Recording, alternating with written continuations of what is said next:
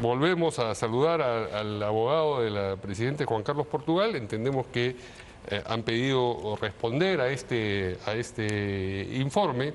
Pero primero, permítame preguntarle esto, y eso se lo he preguntado antes, pero creo que es importante volver sobre el punto. ¿Usted es abogado en qué aspectos y el señor Campos es abogado en qué aspectos? Yo soy abogado de la presidenta en todas las investigaciones y en los temas penales. ¿Y el señor Joseph Campos? En algunos temas de carácter constitucional. Ajá, ok. No es una defensa coordinada entonces. No, la defensa exclusiva y conjunta de mi estudio de abogados es en el ámbito penal. Ok, muy bien. Entonces, cuéntenos. Bueno, es pintoresca y sistemáticamente patológica lo que ha señalado la señora Patricia Muriano. Pero es una mierda. Todo eso lo filtrábamos a la prensa. Pero no, o sea, ya va a caer por su propia estupidez de ella va a caer, porque mira, ella sola se contradice. ¿Ustedes reconocen la voz de ella en el audio? Pintoresca por lo siguiente, yo no conozco a Patricia Muriano, Sí. nunca me he entrevistado con ella y por consecuencia no podría intuitivamente calificar o no su voz. Lo cierto es que a Perú 21, hace 3 horas, en Fuente Abierta le ha negado la voz. A Perú 21 ha dicho Patricia Muriano, el día jueves, un día antes de que Hildebrand en sus 13 saca este reportaje escrito, y niega su voz. Y expresamente le dice, esa voz no es tuya, no es mi voz, no sé de quién es, mía no es. Entonces, pintoresca porque en primer lugar, la persona o la única interlocutora, porque eso no es un diálogo, es un soliloquio, en donde hay ediciones cortadas, hay risas bastante contextuales y sugerentes, y finalmente ella se responde a sí misma porque no hay un interlocutor que le hace las preguntas. En segundo lugar, porque en el hipotético caso de que el contenido sea cierto, entonces ¿a quién le corresponde la voz? Y en tercer lugar, es sistemáticamente patológico, don Mario, porque esta información no es algo que se haya descubierto del viernes o del domingo para hoy. No han descubierto la pólvora de este caso con esta información. El Ministerio Público tiene este insumo. De los dos casos, dice usted. En efecto. El de lo que ha manifestado Boluarte y el de la intervención quirúrgica. Exactamente, al pie de la letra, desde el 31 de enero del 2025. Es decir, tiene aproximadamente 45 o 50 días de esta información y el Ministerio Público ha conectado la información de Patricia Muriano con actos de investigación. Patricia Muriano dice que la clínica Cavani solicitó al Hospital de Emergencia Casimiro Uroa que le entregue maquinarias e instrumentos para la intervención de la Presidenta de la República, que ella fue testigo de esa comunicación. El Ministerio Público, como acto de investigación para corroborar esta información, solicitó un oficio para que el Departamento de Patología Clínica del Hospital de Emergencias José Casimiro Ulloa le entregue esta información. Y le responde lo siguiente, que el día 28 de junio del 2023 no se recibió ninguna llamada ni hubo coordinación previa con la clínica Cavani. Segundo, ella dijo que una tal María Aguilar, que es una funcionaria del Estado, estuvo física y presencialmente presente físicamente durante toda la intervención. María Aguilar, la Fiscalía la cita. La Fiscalía la cita. María Aguilar va a esa citación y dice, es una invención. Sí, Mario Cavani es mi amigo, me ha llamado en determinadas operaciones muy excepcionalmente, la UCIUR en determinados casos, pero este en particular no es así. Por tanto, van dos afirmaciones que en el tiempo patológica y sistemáticamente se vienen cayendo. Por eso sostengo que, independientemente de que la interlocutora no reconoce su voz, es expresión patológica o patológicamente, el adjetivo o el adverbio, en reiteradas oportunidades. ¿Quién padece la patología, según usted? Ella. En este caso, ella. La señora Patricia Muriano. Muriano, efectivamente. Pero si no está seguro de que sea su voz. En el hipotético caso de que lo sea. En ese hipotético caso estaría padeciendo hipotéticamente una patología. Así es, porque sistemáticamente en el tiempo le miente al Ministerio Público y el Ministerio Público debería tomar represalias. Hay que empezar a desconfiar de la afirmación y empezar a confiar de la corroboración. Dos afirmaciones en el tiempo, desde el 31 de enero del 2025. Han pasado aproximadamente 50 días y el Ministerio Público ha negado esas afirmaciones con sus propios testigos. Hay que empezar a reconocer a los pálpitos, no de la intuición, sino de la corroboración. Y hoy, Patricia Muriano tiene una corroboración circular. Y en consecuencia, estos testimonios no tienen para ustedes, no son motivo de preocupación. Ninguna. Esta información, insisto, el Ministerio Público la tiene desde el 31 de enero del 2025. Sino que esta misma grabación, dice usted. Exactamente esta misma grabación. ¿Ustedes conocían de esta grabación? Conocíamos a partir de la disposición número 3 del 31 de enero del 2025. Sabíamos perfectamente esta información. Solo que, claro, como en el tiempo quizás ha habido un eco del silencio, producto de una ausencia de corroboración, selectivamente un medio de comunicación trata de impactar un caso que en el camino de la investigación en los que estamos dentro no tiene ninguna relevancia. ¿Y por qué? ¿A qué medio se refiere? Hildebrand en sus 13. Hildebrand en sus 13. Es el primero que reporta esto. Sí, y además con una ausencia de corroboración alarmante. Porque parte, quien redactó ese reportaje, llamémoslo así, de dos afirmaciones que directamente me califican, don Mario. Me dicen que yo he obstruido una declaración en el caso Rolex. Yo nunca estuve en el caso Rolex. Ingresé faltando 2 días para que venza la investigación. No hice un solo acto de defensa en el caso Rolex. ¿De qué manera voy a obstruir si nunca fui abogado de la presidenta, al menos a nivel de la investigación en el Ministerio Público? Y segundo, dice que yo obstruí la declaración de Patricia Muriano. Patricia Muriano y la Fiscalía se obstruyeron a sí mismas. Para empezar, yo no estuve en esa declaración. Estuvo un colega, Luis Castro, quien, de mi estudio ciertamente, pero no Juan Carlos Portugal Sánchez. Tenemos identidades diferentes. Entendemos. Quien, cautelando la norma, le dijo al Ministerio Público, esta persona está en el extranjero. Hay un capítulo denominado Cooperación Jurídica Internacional, cuando se trata de declaraciones de testigos, si bien nacidos en Perú, pero que residen a la fecha de la declaración en el extranjero. Usted ha enviado los oficios para que se realice este mecanismo de cooperación. No es necesario, repongo la decisión. Usted lo ha hecho porque se trata de un testigo en el extranjero. No se reduce al esfuerzo de decir, te envío un link y declara. No es tan simplona el procedimiento cuando un testigo está afuera. Infundado, repongo.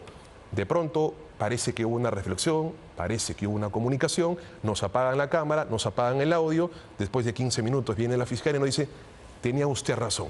Se suspende la diligencia de Patricia Muriano hasta que iniciemos el procedimiento. Infundado, repongo, digamos, es como cuando en un juicio un abogado dice, debo insistir sobre el punto que estoy haciendo. Y reponemos la decisión para una mejor reflexión. Y finalmente reflexionar. De que quede registrada esa... Que quede registrada para una eventual nulidad. Reposición. Para una eventual nulidad, pero principalmente para que exista una reflexión mayor por parte de quien decide.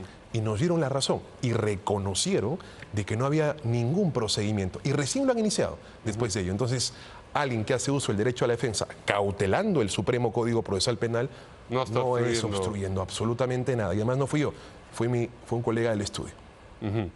Bien, y lo importante para, me imagino, Cuarto Poder en este caso es que consultó en origen con la señora Muriano y en origen dijo, sí, es mi voz, y después comenzó a través de sucesivas comunicaciones a dudar respecto de esa veracidad. Bueno, ese ya es un problema distinto que tiene que ver con lo segura o insegura que se puede sentir ella. Quizás, don Mario, no es... Por eso estamos especulando, sencillamente. En el derecho, preliminarmente, en una investigación que nace, que todavía es embrionaria, y respecto a este tipo de información que en el tiempo sistemáticamente se ha caído, no podemos hacer uso de la conclusión a primera impresión. No solamente ahora duda de su voz, sino que ahora no reconoce su voz. Entonces, iniciamos... Claro, ha ido profundizando, de acuerdo a lo que usted dice. Quizás ha tenido una reflexión sobreviniente y está tratando de analizar sus palabras. O un temor sobreviniente puede ser también. Todas son perfectamente válidas, pero el temor sobre la base de una mentira, que no la creemos nosotros, porque cada quien es dueño y preso de sus expresiones. Y las expresiones de Patricia Muriano son suyas, no de la presidenta ni de las mías propias. Bueno, eso efectivamente tendrá una evolución en el Ministerio Público y eventualmente en el Poder Judicial, si es que el Poder Judicial considera que debe esto avanzar hacia un juicio oral. Es correcto. Pero periodísticamente, por supuesto, es interesante el material y merece ser puesto en conocimiento de la opinión pública. Saliéndonos de este caso en particular y viendo los problemas en general que tiene la señora Boluarte, la fiscal de la Nación, Delio Espinosa, reveló que tiene 34 denuncias en su contra, pero que en no todas se la está llamando para declarar. Es un detalle importante ese A ver, por que hay que favor. aclarar. Sí. Muchos ciudadanos en el ejercicio de la acción que estos tienen para comunicar a Pueden las presentar autoridades, denuncias, efectivamente. claro, eso no... Es cierto lo que dijo la fiscal, son 7 denuncias activas, entiéndase como activas, con una disposición que apertura una investigación y se le viene investigando. Hay otras denuncias que no se apertura porque el fiscal hace bien, en estos casos debió hacerlo, hace un análisis de indagación previa para determinar la fundabilidad de los hechos y de la evidencia que presentan los ciudadanos, que a veces son denuncias viscerales o políticas o reaccionadas frívolas, sin contenido jurídico. Entonces, hay 34 denuncias que en el tiempo el Ministerio Público viene archivando y no son investigaciones como tal, sino son denuncias en calificación ¿Esas con 34 son posterior aparte archivo. de las 7? Aparte. Ajá. Así es, pero son denuncias, no investigaciones. Denuncias que viene calificándolas y archivándolas Claro. sin abrir investigación y por tanto no se considera como un caso más de la Hay presidenta. 7 investigaciones en Así es. curso. ¿Usted considera que lo están bulleando a la presidenta? Considero que es una persona que tiene el derecho de protestar contra investigaciones que considera respetuosa y democráticamente que son injustas. Y que espera que la reflexión en el Ministerio Público finalmente no sea tardía, sino pronta, y sus casos también en el tiempo objetivamente se cierren. Pero mi pregunta era ligeramente distinta. Considera, porque es lo que ha dicho hoy día, si la están bulleando, no la están... con esta reflexión sobre Mario, el poder mayor, el poder menor que... No son mis expresiones, pero estoy tratando de hallar a esa palabra un eufemismo, una metáfora para poder expresar el rechazo, la distancia que tiene la presidenta respecto a sus casos. Y a propósito del golpe blando de la mala prensa en combinación con el Ministerio Público, ¿le parece a usted también que eso está ocurriendo? No soy vocero político de la presidenta y quiero respetar... No, pero usted es un abogado quiero y respetar, un golpe tiene que ver con la estructura constitucional, legal del país. Quiero respetar ese ámbito, sin embargo, sí te quiero manifestar algo. Sí, dígame. Hay investigaciones que genuinamente son iniciadas porque tienen un propósito definido. Pero cuando este propósito ha concluido y no tiene sentido seguir investigando, ya... ¿Quién define que no tiene sentido seguir investigando? Por ejemplo, el Código Procesal Penal establece que una investigación concluye por 2 razones, don Mario. La primera, por el vencimiento del plazo. Segundo, porque aun cuando no vence el plazo, el objeto de la investigación sea satisfecho. Gráfico, caso Cofre. La tesis del Ministerio Público es que la Presidenta de la República llevó a Vladimir Cerrón en el Cofre en la ida, no si la llevó a un condominio o en el retorno, únicamente en la ida a un determinado lugar en la jurisdicción de Asia. Montalvo, quien crea el caso, a través de su vocero institucional, que es su abogado, finalmente niega esta afirmación en la constatación y verificación. El personal de seguridad que estuvo dentro del vehículo presidencial también ha negado cualquier intervención de Vladimir Cerrón. Por consecuencia, el objeto de la investigación ya ha concluido. Si es que el objeto de la investigación, pese a concluir según la tesis fiscal, porque no le ha ampliado, sigue sin ese norte cuando ya se cumplió el objeto, ya eso ya no es investigación y ya no es perseguir el delito, como ayer lo dijo la fiscal de la Nación. Eso es perseguir a la persona. Eso es persecución. Y el concepto genuino y objetivo de una investigación en estos contextos la deslegitima. ¿Pero es un golpe blando? No lo sé si sea.